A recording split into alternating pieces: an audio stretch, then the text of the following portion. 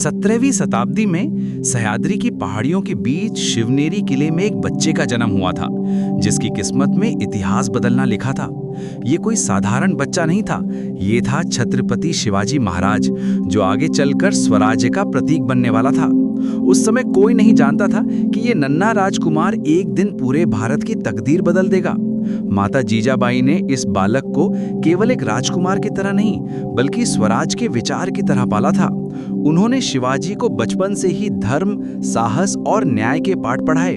माता जी के हर शब्द में स्वराज का सपना छुपा था, और ये सपना धीरे धीरे शिवाजी के दिल में जड़ें जमाता गया। जब दूसरे बच्चे खेलकूद में व्यस्त होते थे, तब शिवाजी अपनी माता से पूछते थे कि कैसे एक राजा अपनी प्रजा की रक्षा करता है। बचपन से ही शिवाजी की तलवारबाजी, भाला फेंकना और घुड़सवारी की ट्रेनिंग शुरू हो गई थी। लेकिन यहाँ एक बात खास थी, शिवाजी ने युद्ध को केवल शक्ति का खेल नहीं समझा। उन्होंने जल्द ही ये सीख लिया कि असली युद्ध तो बुद्धि और रणनीति का खेल है। जब दूसरे राजकुमार सिर्फ तलवार चलाना सीख रहे थे, तब शिवाजी पहाड़ों की हर गुफा, हर रास्ता और हर छुपने की जगह को याद कर रहे थे। वे घंटों पहाड़ों में भटकते थे, हर पत्थर को पहचानते थे, हर पेड़ को अपना दोस्त बनाते थे। शिवाजी के गुरुओं ने उन्हें सिखाया कि एक अच्छा योद्धा वो नहीं जो सबसे ज्यादा ताकतवर हो, बल्कि वो जो सबसे चालाक हो। इसी सोच के साथ शिवाजी ने अपनी हर स्ट्रैटेजी बनाई। वे जानते थे कि कम संख्या में भी बड़ी सेना को हराया जा सकता है, बस सही तरीका पता होना चाहिए।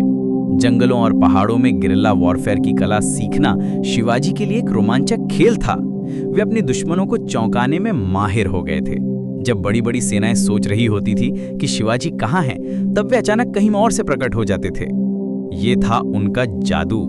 दुश्मन को पता ही नहीं चलता था कि हमला कहाँ से आएगा। वे रात के अंधेरे में छुप जाते थे, दिन में गायब हो जाते थे, और जब जरूरत होती थी तो बिजली की तरफ वार करते थे। शिवाजी की सबसे बड़ी खूबी ये थी कि वे हमेशा अपने साथियों के साथ मिलकर योजना बनाते थे। वे अकेले कोई फैसला नहीं लेते थे। उनके पास एक टीम थी जो उनके साथ हर मुश्किल में खड़ी रहती थी।